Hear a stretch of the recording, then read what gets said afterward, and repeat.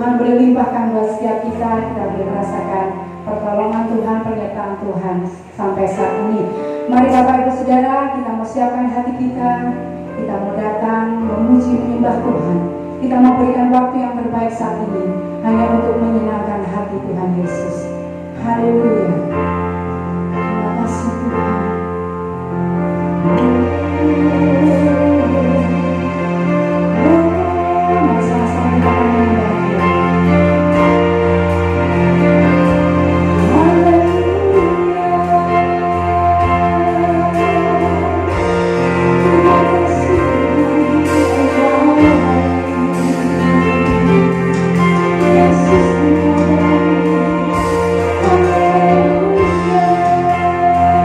Sama-sama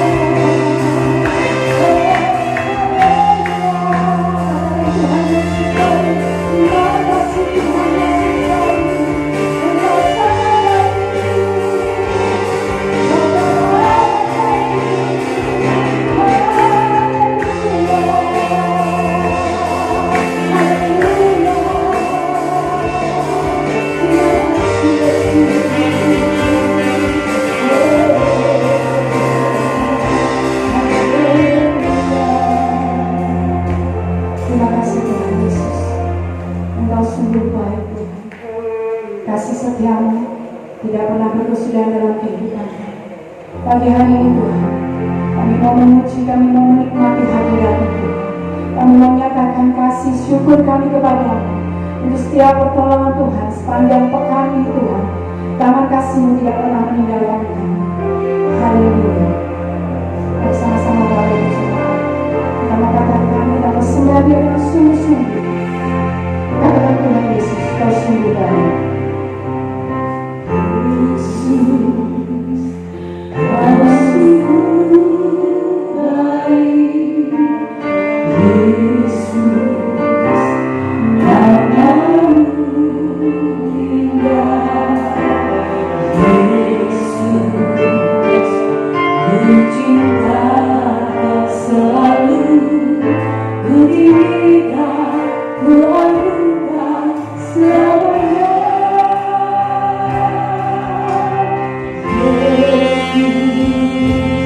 Oh,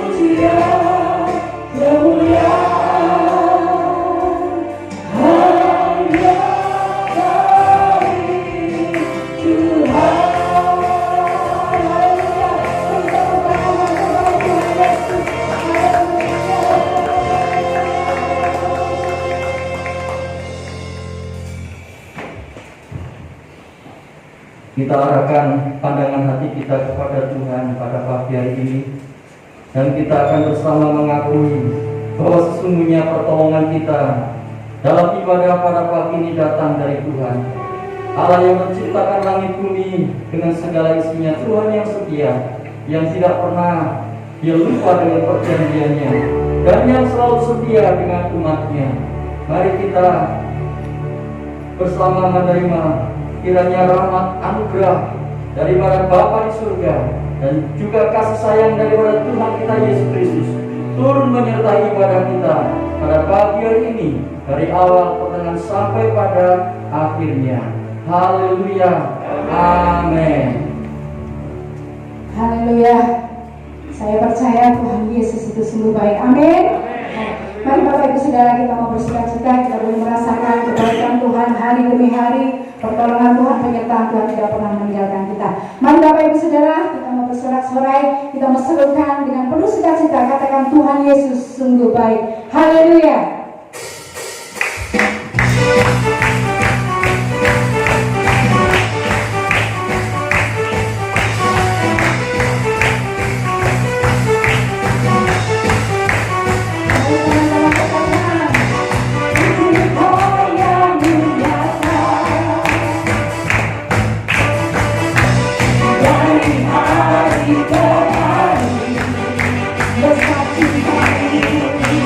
Besar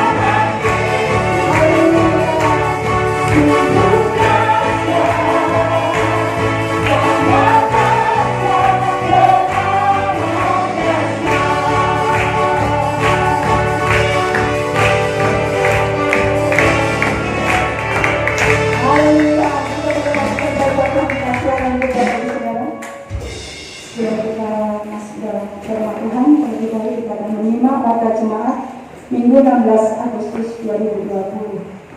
Petugas ibadah raya minggu depan, Minggu pagi tanggal 23 Agustus pukul 7 pagi, WL Ibu Desi, Singer Ibu Umi, Ibu Nining. Penyambut jemaat Bapak Ibu Amos, LCD Bapak Yusuf.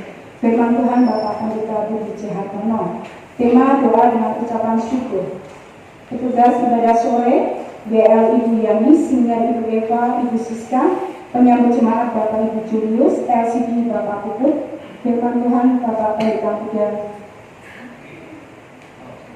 Trisena.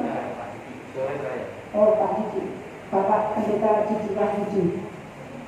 Laporan persembahan Minggu 9 Agustus ibadah pagi dan sore 1.073.000 perpuluhan dari NNAY berjumlah 2.050.000. Ucapan syukur dari NNAL 500.000, dari 1720 500.000, pembangunan 693.000. Happy birthday dari Natania Judana 11 Agustus, Ibu Elisa Rizkianto 16 Agustus, Bapak Suharsono 16 Agustus, Ibu Sinta 16 Agustus.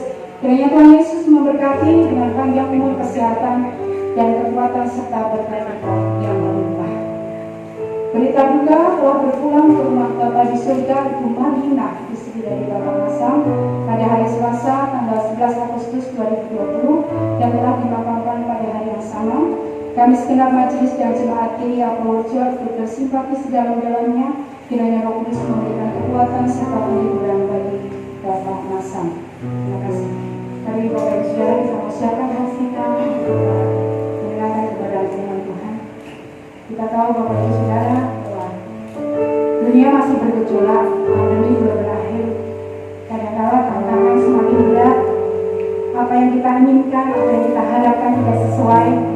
Tapi kita percaya Tuhan memberikan kekuatan bagi kita untuk selalu berdoa. Dengan doa Tuhan memberikan kekuatan, memberikan jalan keluar. Karena di dalam nama Yesus selalu ada pengharapan, selalu ada kepastian. Haleluya. Mari kita mau sembah Dia, kita memujikan Dia. Hanya nama Yesus. Saat tiada jalan hadapi persoalan,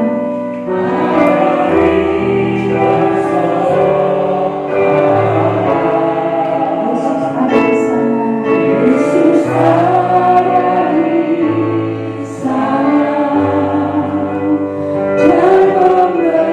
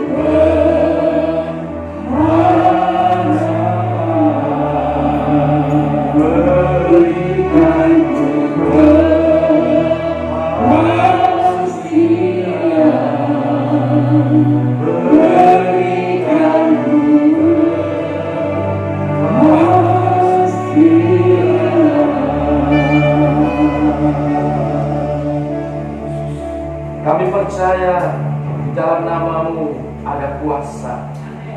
Kuasa menyembuhkan, kuasa yang memberi kekuatan, bahkan kuasa untuk menyatakan mujizat bagi umat. Amin, Tuhan. Maka kami terus berseru dalam nama Tuhan Yesus melalui doa-doa kami. Dengan demikian kami terjaga. Dengan demikian kami ada dalam hadirat-Mu selalu, dalam kehendak-Mu dan rencana-Mu. Bimbing oleh kebenaran firman yang sebentar kami renungkan bersama. Urapi hamba-Mu jadi saluran berkat yang baik.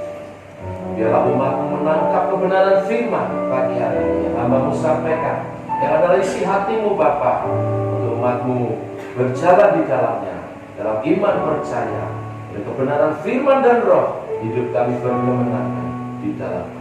Berfirmanlah Bapa, untuk kami anak-anak-Mu siap mendengar. Dalam nama Tuhan Yesus Kristus. Sama katakan, amin. Silakan duduk Bapak Ibu Saudara sekalian. Firman Tuhan pada pagi hari ini, ya, kita masuk dalam tema mingguan berdoa dan berjaga. Mari kita buka Matius pasal yang ke-26. Matius pasal yang ke-26 ayat 36 sampai 46.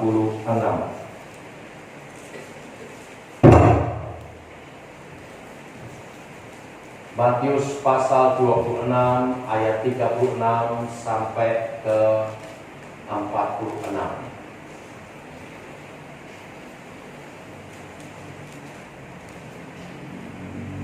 Sudah mendapat Bapak Ibu, kita baca bergantian.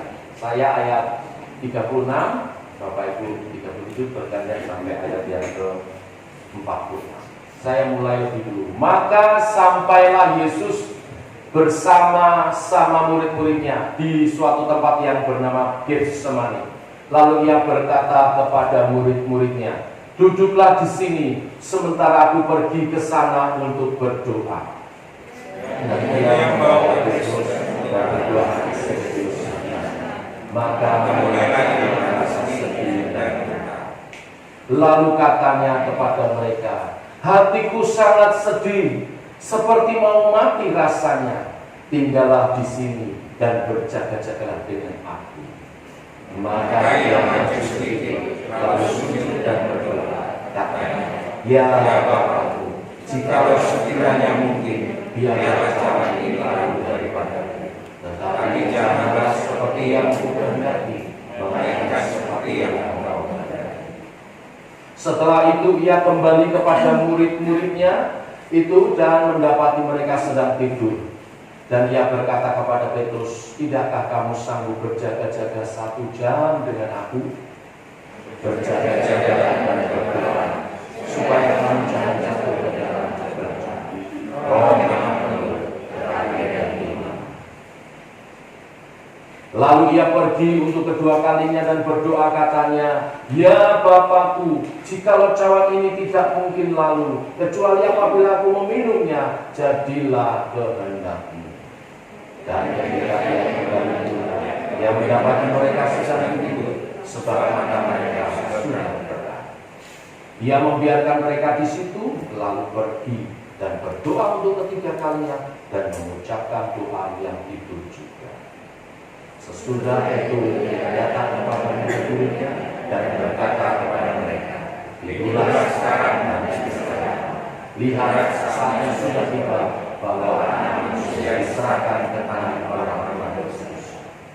Bangunlah, marilah kita pergi. Dia yang menyerahkan aku sudah dekat." Amin. Bapak Ibu Saudara sekalian, apa maksud daripada tema berdoa dan berjaga? Berikut. Berdoa dan berjaga adalah sebagai berdoa dan berjaga. Maksudnya adalah berdoa sebagai bentuk kita berjaga-jaga. Ada berjaga-jaga dalam banyak bentuk, tetapi pagi hari ini dan firman yang kita akan bahas itu berbicara tentang berdoa sebagai bentuk berjaga-jaga. Lalu timbul pertanyaan, setidaknya 3 pertanyaan yang akan kita bahas pagi hari ini. Yang pertama yaitu berjaga-jaga dari apa? Ya, kenapa harus berjaga-jaga? Ada apa? Lalu yang kedua, ya, doa yang bagaimana yang termasuk doa yang berjaga-jaga itu? Dan yang ketiga, otomatis ada pertanyaan, apakah ada doa yang bukan dalam bentuk berjaga-jaga? Ya, tidak panjang-panjang, satu demi satu kita akan bahas. Yang pertama, ya, berjaga-jaga dari apa atau mengapa perlu berjaga-jaga dalam doa? Tadi ayat 41 mengatakan bahwa berjaga-jagalah dan berdoalah supaya kamu jangan jatuh ke dalam pencobaan. Jadi mengapa perlu berjaga dalam doa? Supaya kita tidak jatuh dalam pencobaan. Ini konteksnya. Ada yang menyebut berjaga-jaga karena hari sudah mulai gelap menjelang malam karena ini akhir zaman. Ada. Tetapi konteks daripada ayat kita dari Matius 26 itu berjaga-jaga supaya kita tidak jatuh dalam pencobaan. Ada catatannya di sana, karena apa? Karena roh memang penurut, tetapi daging lemah. Secara rohani kita selalu rindu untuk mentaati kehendak Tuhan, untuk hidup dalam rohani yang baik. Tetapi seringkali pada kenyataannya daging kita lemah dan lebih banyak menuruti keinginan daging. Nah, supaya kita menang, kita mesti berdoa. Doa itu menekan kedagingan kita, Bapak Ibu Saudara sekalian. Maka ada pepatah mengatakan banyak berdoa, sedikit berdosa. Sedikit berdoa, banyak berdosa. Saudara terus jatuh bangun dalam dosa. Doa, kalau perlu tambahin puasa, kalau perlu doa semalam-malaman untuk saya yakin tidak berdosa, ya tidak sempat doa terus. Ya, ini ilustrasi yang sederhana saja. Nah, pertanyaannya, pencobaannya itu pencobaan apa? Pencobaan apa yang dimaksud? Pencobaan untuk hidup tidak sesuai kehendak Bapa. Ya. Dan ayat yang kita baca tadi menjelaskan bahwa kehendak Bapa bagi Tuhan Yesus, bagi Yesus pada waktu itu adalah next salib. Salib, next sekali lagi salib. Kehendak Bapa bagi Yesus pada waktu itu harus naik salib, mati menebus dosa umat manusia. Rohnya kuat, mau taat. Tapi ingat, Yesus dalam kemanusiaannya. Wah, itu bergumul luar biasa. Mau mati nanggung dosa umat manusia, bergumul luar biasa. Maka dia berdoa supaya bukan kehendakku, tapi kehendak Bapa yang jadi. Ya. Nah, setiap orang percaya memiliki pergumulan yang sama, Bapak Ibu Saudara sekalian. Ya, supaya kita hidup sesuai kehendak Bapa, mengikuti kehendak Bapa. Next. Ya. Nah, kehendak Bapa bagi kita adalah hidup sesuai dengan firman-Nya. Boleh dikeluarkan Matius 7 ayat 21 sampai 27. Boleh dimunculkan? Minta tolong. Matius 7 ayat 21. Dikatakan, bukan setiap orang yang berseru kepadaku Tuhan, Tuhan akan masuk ke dalam kerajaan surga, melainkan dia yang melakukan kehendak Bapakku yang di surga. Ayat 22. Pada hari terakhir orang akan berseru kepadaku, Tuhan, Tuhan, bukankah kami bernubuat demi namamu dan mengusir setan demi namamu dan mengadakan banyak mujizat demi namamu juga? Pada waktu itulah aku akan berterus terang kepada mereka dan berkata, aku tidak mengenal kamu, hanyalah daripada kamu sekalian pembuat kejahatan. Jadi yang tidak melakukan firman Tuhan itu di kategori pembuat kejahatan, walaupun rajin melayani. Kalau tidak menjadi pelaku firman, tidak hidup dalam firman, tidak melakukan kehendak Bapa, dikatakan. Nah, ini konteksnya firman. Dari mana kita tahu konteksnya firman?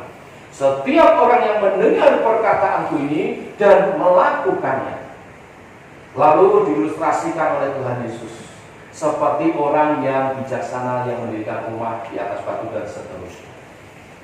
Jadi kehendak Bapa bagi setiap kita jelas, yaitu hidup, ya, melakukan firman Tuhan atau hidup sebagai pelaku firman Tuhan. Amin, Bapak Ibu. Ya, jadi hidup sebagai pelaku firman Tuhan. Next, 1 Petrus pasal 5 ayat 8 sampai 9. Sadarlah dan berjaga-jagalah. Apa katanya? Lawanku si iblis berjalan keliling sama seperti singa yang mengaum-ngaum dan mencari orang yang dapat ditelannya. Ini tantangan berikutnya. Tantangan pertama, roh memang penurut tapi daging lemah.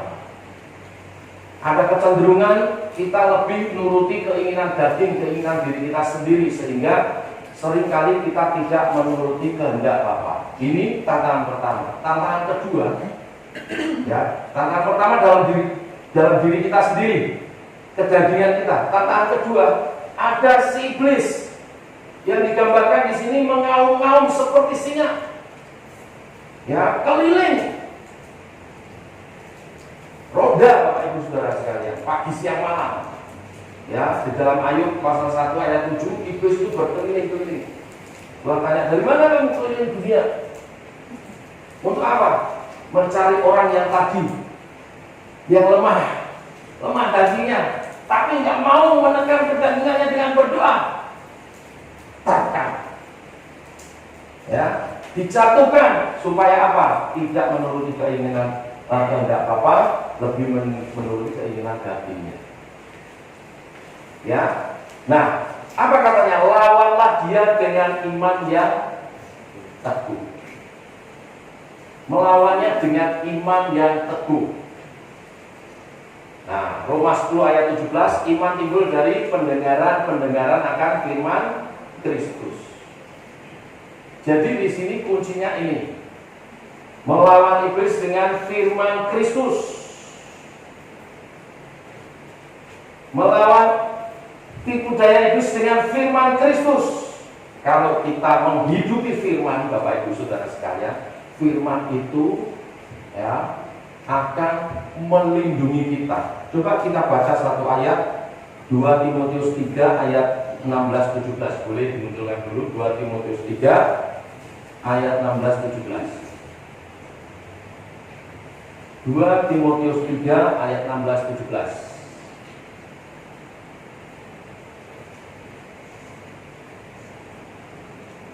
Bisa minta tolong Mbak Anita, 2 Timotius 3 ayat 16-17.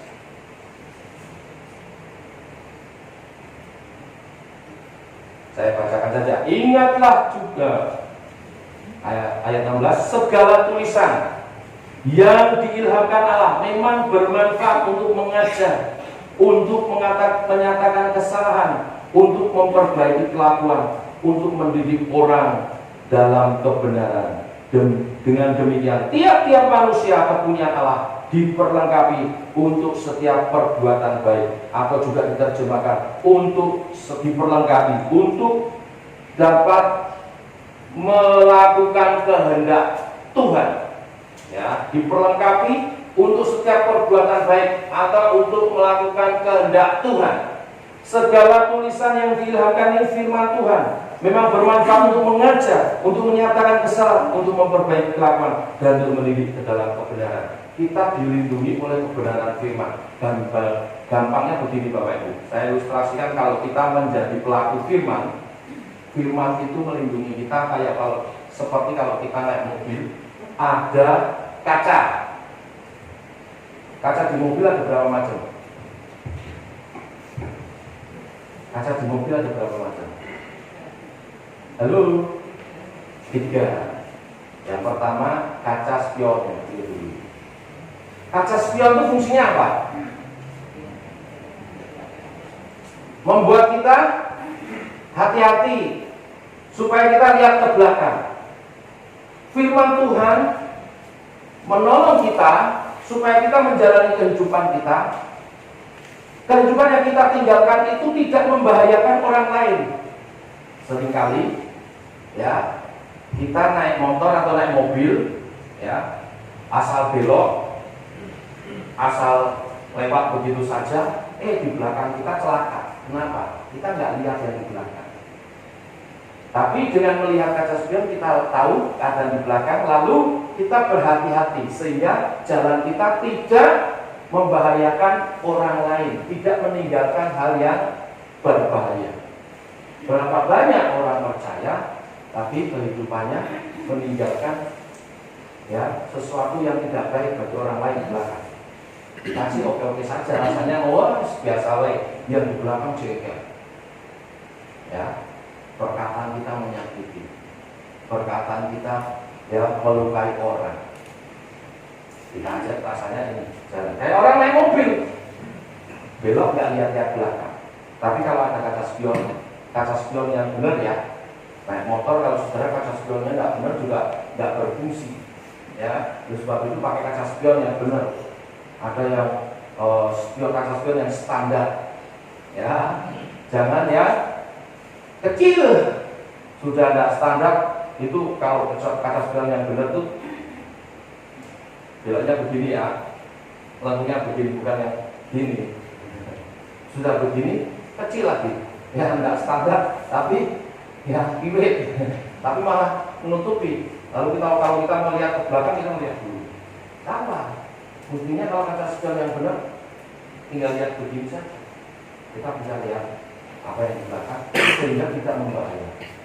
Firman Tuhan membuat kita berhati-hati sehingga langkah-langkah kita tepat, tidak meninggalkan masalah di belakang. Berapa banyak orang jatuh dalam pencobaan, ya, kenapa? Lakunya tidak benar, sehingga menyakiti orang di sekitarnya, orang-orang yang harusnya kita kasih malah kita sakiti, dan kita merasa nggak ada masalah, padahal menjadi masalah bagi orang lain. Lalu kaca apa lagi selain kaca spion? Jangan kaca gede dulu, kaca yang lain. Mobil-mobil ada kaca rias, bukan yang di tengah, biasanya yang di petani itu, yang di tengah. Kaca rias untuk apa saudara? Untuk bercermin sebelum keluar mobil, poninya udah betul atau belum? Lipstiknya udah betul apa belum? Oh sekarang pakai maskernya udah betul apa belum?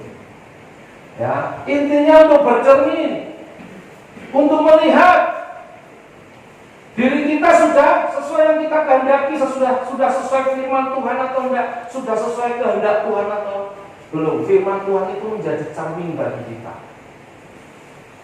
Kalau belum, kita betul. Sehingga laku hidup kita sesuai kehendak Bapa, sesuai kehendak kita. Lalu yang terakhir, yang utama, kaca depan yang besar. Ini melindungi dari segala sesuatu apa yang akan datang ke depan. Jika kita naik mobil, ada pasir-pasir itu, tapi karena ada kaca depan, pasir-pasir itu tidak langsung menerpa wajah kita. Betul saudara? Ada kotoran-kotoran itu, apalagi kalau malam, ya, itu banyak binatang.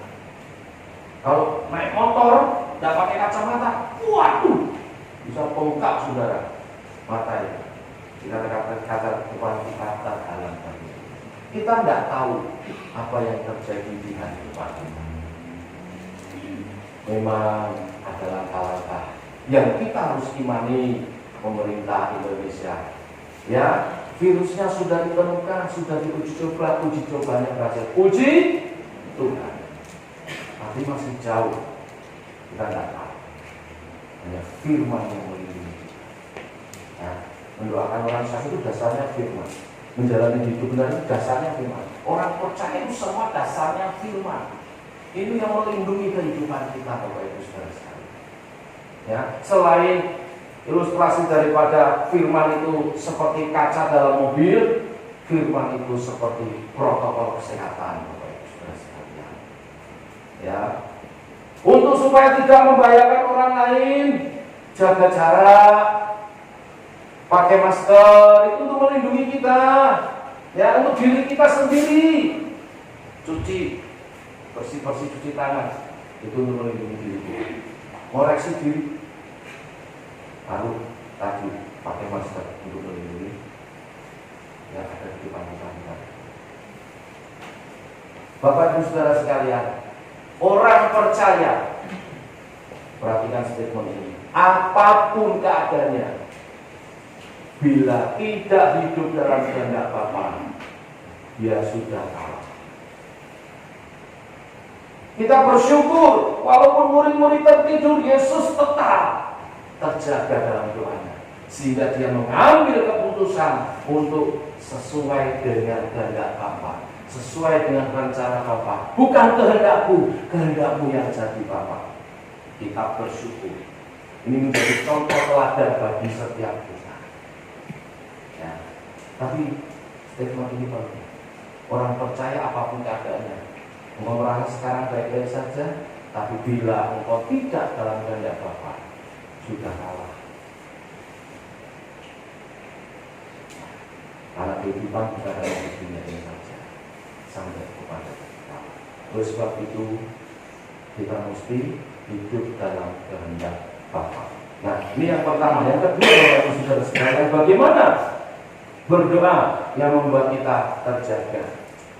Bapak Ibu Saudara sekalian, Matius pasal 26 ini luar biasa, mengajar kita bagaimana berdoa yang membuat kita terjaga untuk kita tetap hidup dalam kehendak Bapa.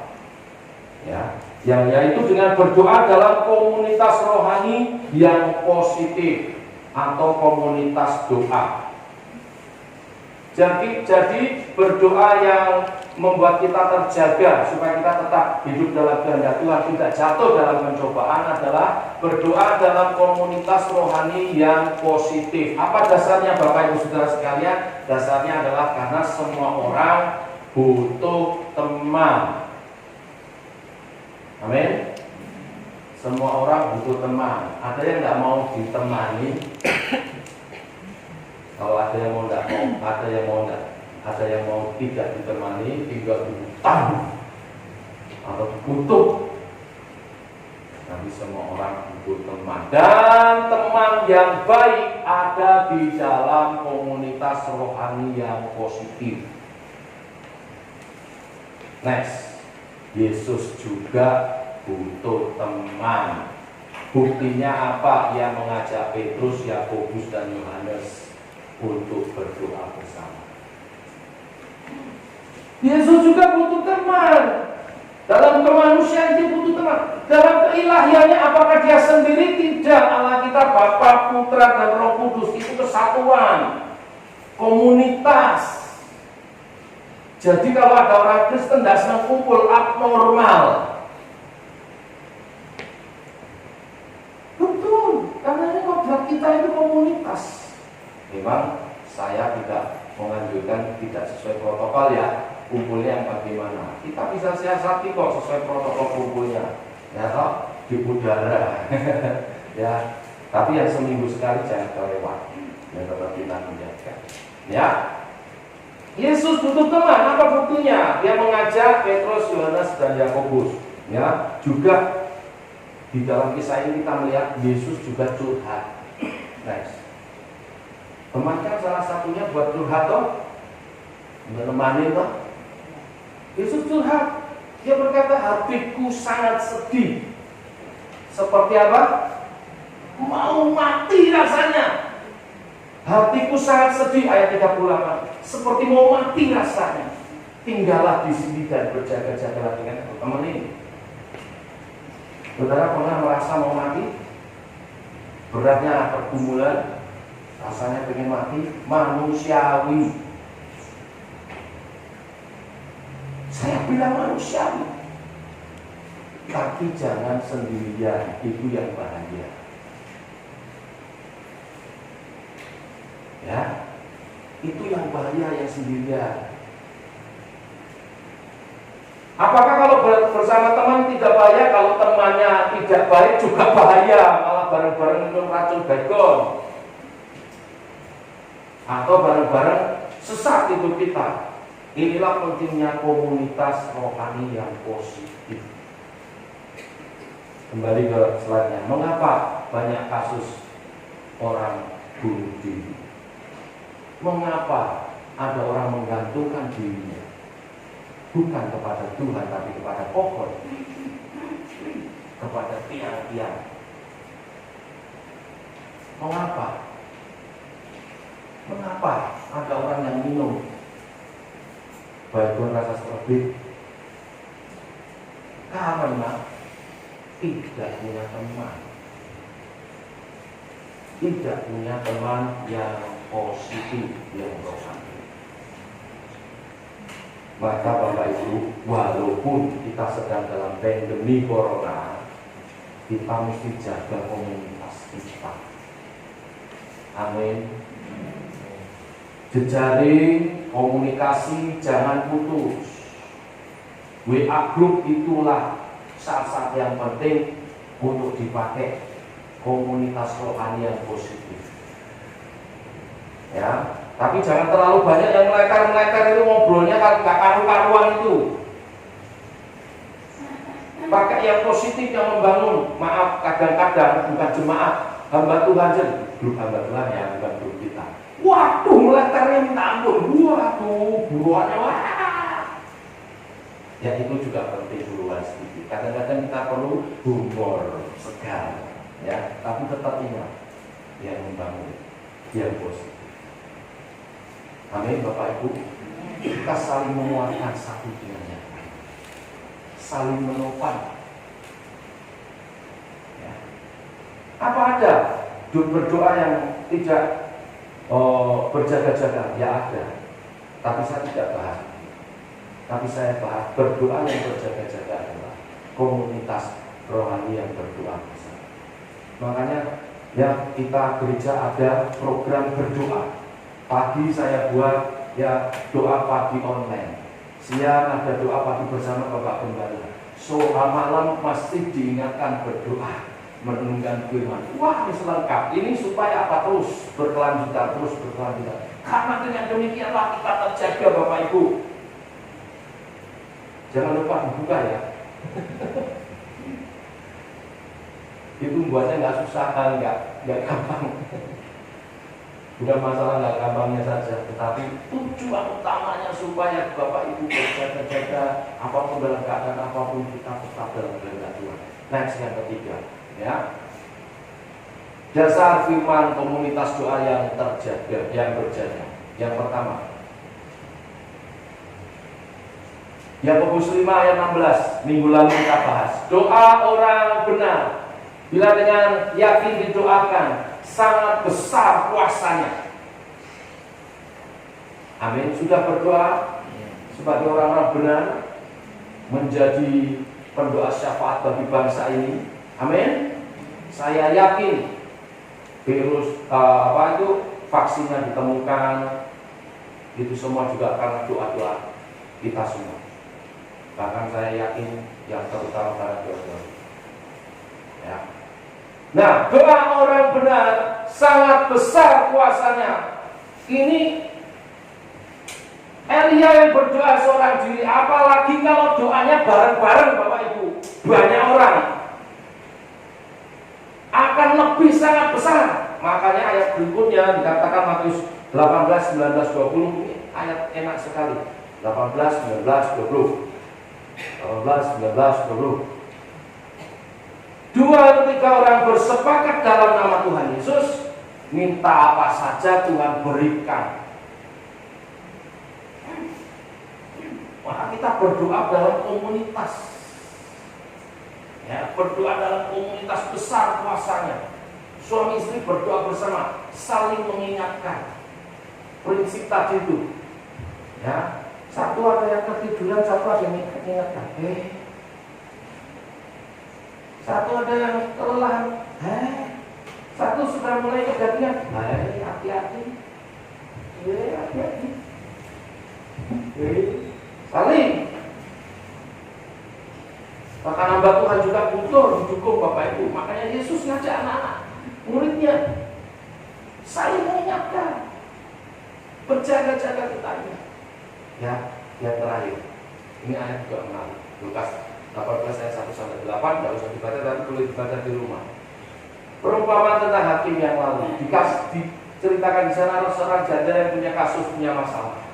Janda ini miskin, tidak punya apa-apa, tapi datang terus ke hakim yang lain. Hakimnya bukan hakim biasa, lain berarti hakimnya kalau nggak dibayar, nggak menguntungkan dia tidak mau bela. Tapi karena janda ini datang terus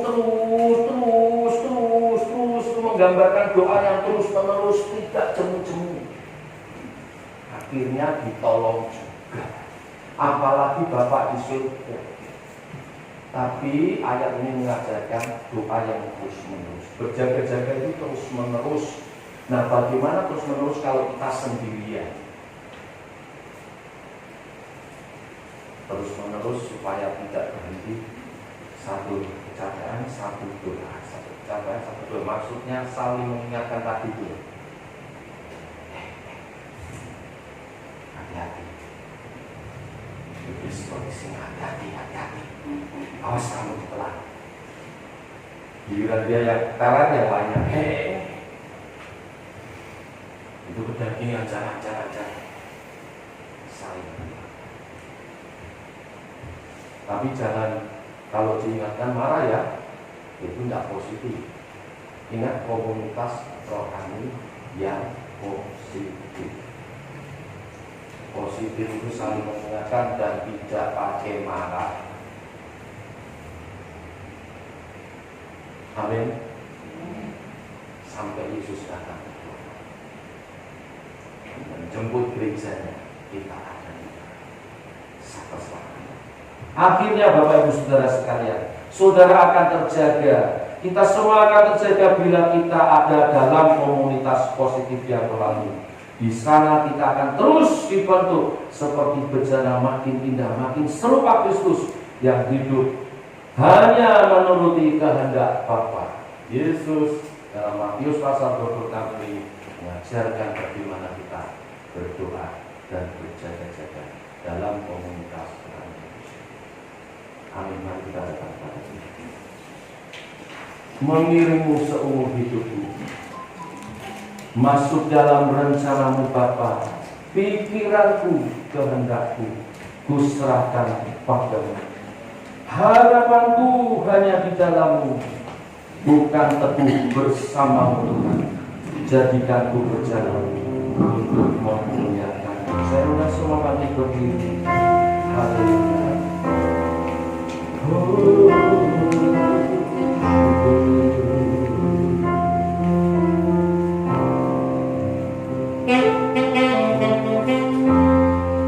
Kekuatan di jiwaku,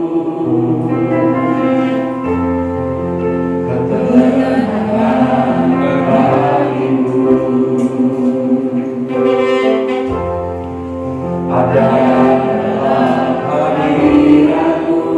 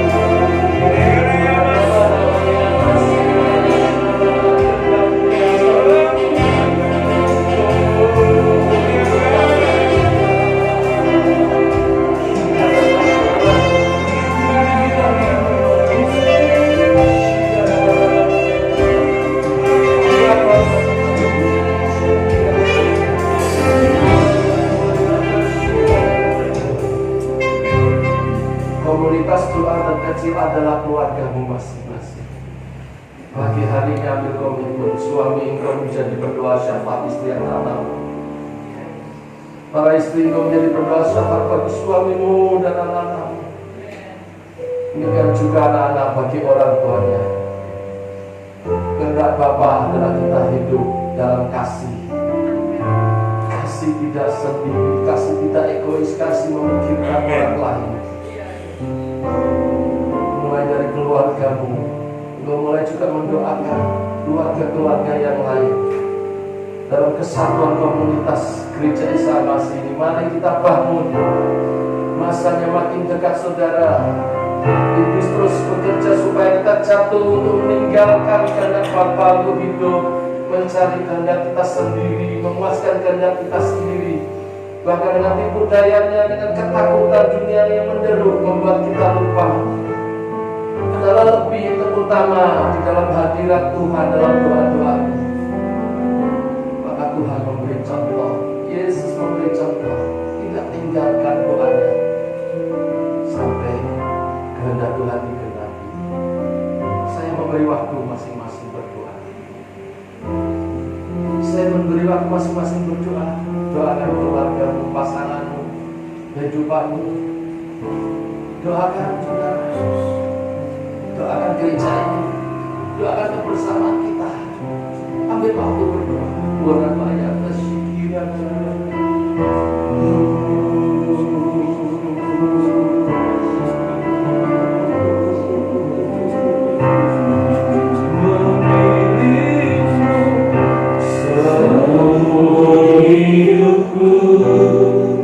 Masuk dalam rencana-Mu Bapa, pikiranku, kehendak-Mu, ku serahkan padamu. Harapanku hanya di dalam-Mu. Bersamamu Tuhan, jadikanku rencana-Mu untuk memuliakan,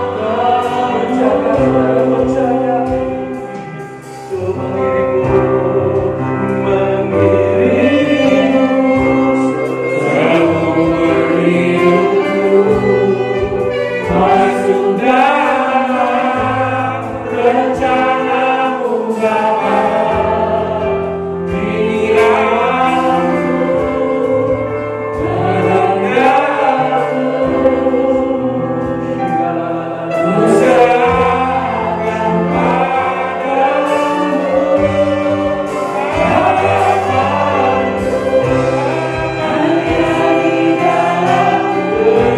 Harapanku hanya di dalam-Mu.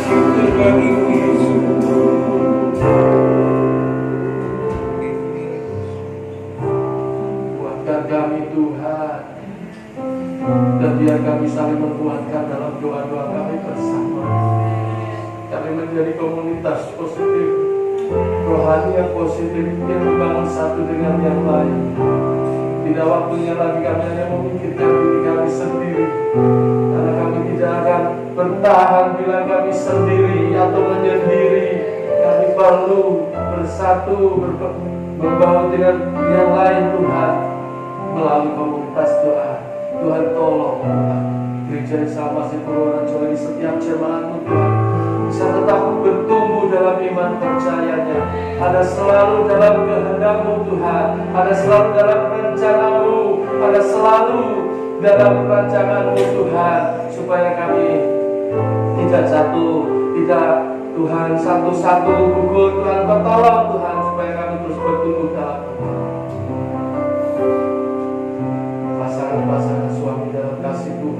bersatu dalam doa bersama dengan anak-anak, menghasilkan doa orang benar yang luar biasa dalam kesatuan unity di dalam Tuhan.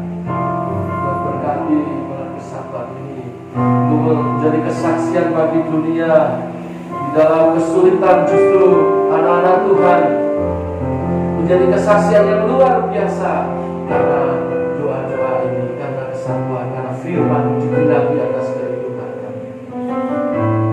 Tolong setiap jemaatku dalam perlindungan Tuhan, berikan kesehatan selalu, daya tahan yang baik, sehingga COVID-19 ini yang sudah berdampak bagi dunia ini, kami mampu menjalaninya. Kami mampu Tuhan beradaptasi dengan kenormalan yang baru, lebih sehat, lebih bersih, lebih disiplin, tetapi lebih toleran satu dengan yang lain. Dengan protokol kesehatan kami tetap menjaga komunitas yang baik. Berusaha, Tuhan berkati setiap usaha pekerjaan jemaatku supaya tidak ada yang berkekurangan. Tetap Tuhan memeliharakannya, bahkan berlimpah. Bahkan kami boleh jadi berkat bagi sesama kami, sehingga jemaat Tuhan tidak ada yang berkekurangan. Bahkan kami boleh menjadi berkat bagi komunitas-komunitas yang lain.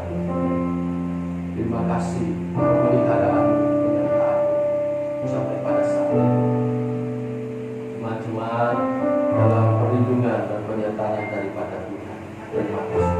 Terima kasih untuk firman Tuhan yang menguatkan kami semua dan menjadi arah hidup kami, bagaimana kami menjalani kehidupan. Tak lupa kami bawa dalam doa saudara-saudara yang berbahagia karena bertambah usia. Kami berdoa untuk saudari Natania atau Nia yang berulang tahun tanggal 11 Agustus. Kami berdoa untuk Ibu Elisha Rizkianto yang berulang tahun tanggal 16 Agustus. Kami berdoa untuk Bapak Suharsono yang berulang tahun tanggal 16 Agustus juga Ibu Sinta yang berulang tahun tanggal 16 Agustus. Bertambah usia mereka makin bijaksana dalam Tuhan, bertumbuh dalam iman rohani, menjadi berkat bagi keluarga dan jemaat dan juga setiap orang yang boleh ada di sekitarnya. Tuhan memberkati dia, persiapkan sebagai pengantin Tuhan yang kudus menyambut kedatangan Tuhan kedua kali. Apa-apa yang menjadi cita-cita yang Tuhan berkati, nyatakan yang genapi Tuhan. Kami serahkan saudara-saudara kami ke dalam Tuhan. Terima kasih Tuhan, semua yang hadir, Tuhan memberkati kami. Mari saudaraku, angkat hatimu kepada Tuhan, terimalah berkat Tuhan. Mulailah sebagai pelaku-pelaku akan kebenaran firman. Firman-Nya hari ini berdoa dan berjaya. Hiduplah dalam komunitas doa yang positif, membangun satu dengan yang lain dalam doa dan saling mengingatkan dalam kebenaran firman, menghidupi sehingga mampu bertumbuh, mampu mengadakan perlawanan tipu jahat si iblis yang membawa kita jauh kepada kehendak Bapa, tetapi kita lebih menurut kehendak Tuhan yang jadi atas hidup kita. Maka seperti Tuhan Yesus memenangkan pergumulan yang demikian setia, Engkau adalah pemenang di dalam Tuhan. Terimalah berkat Tuhan, rahmat dari Allah Bapa, kasih sayang dan kasih karunia Tuhan Yesus Kristus di dalam persekutuan Allah Kudus menyertai saudara sekarang sampai selamanya. Sama katakan,